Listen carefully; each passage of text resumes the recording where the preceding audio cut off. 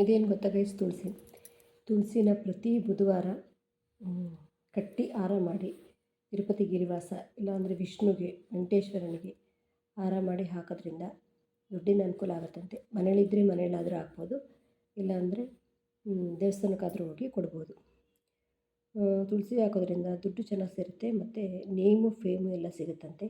ಏಕಾದಶಿ ದಿವಸ ಹಾಕಿದ್ರು ಒಳ್ಳೆಯದು ಅಂತ ಹೇಳ್ತಾರೆ. ನಾನು ಇದು ಅಲ್ಲಿ ಇಲ್ಲಿ ನೋಡಿದ್ದು, ಕಂಡಿದ್ದು, ಕೇಳಿದ್ದು 4 ಜನಕ್ಕೆ ಯೂಸ್ ಆಗಲಿ ಅಂತ ನಾನು ಈ ಥರ ಟಿಪ್ಗಳನ್ನ ಹೇಳ್ತಾಯಿದ್ದೀನಿ. ನನಗೆ ಲಾಂಗ್ ವೀಡಿಯೋಸ್ಗಳನ್ನ ಮಾಡಿ ಹಾಕೋಕ್ಕಾಗಲ್ಲ.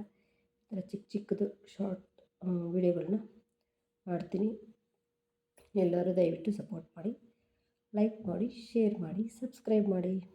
ಮತ್ತು ಇನ್ನೊಂದು, ಈ ತುಳಸಿಯಿಂದ ದೇವರಿಗಷ್ಟೇ ಅಲ್ಲ, ನಮಗೂ ಕೂಡ ತುಂಬ ಉಪಯೋಗ.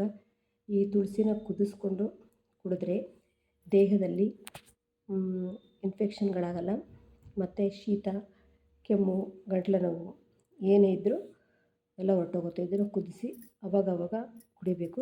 ಆ ಫೋಟೋಗೆ ಹಾಕಿರ್ತೀವಲ್ಲ, ಅದು ನೆಕ್ಸ್ಟ್ ಡೇ ಅದನ್ನು ತೆಗೆದು ಅದ್ರ ಪೇಸ್ಟ್ ಮಾಡಿ ಅದ್ರ ಜೊತೆಗೆ ಸ್ವಲ್ಪ ಅರಿಶಿನ ಮಿಕ್ಸ್ ಮಾಡಿ ಸ್ವಲ್ಪ ಎಣ್ಣೆ ಹಾಕ್ಕೊಂಡು ಮೈಗೆಲ್ಲ ಹಚ್ಕೊಂಡು ಅಪ್ಲೈ ಮಾಡಿ ಸ್ನಾನ ಮಾಡಿದ್ರೆ ಸ್ಕಿನ್ನು ಕೂಡ ತುಂಬ ಚೆನ್ನಾಗಿರುತ್ತೆ.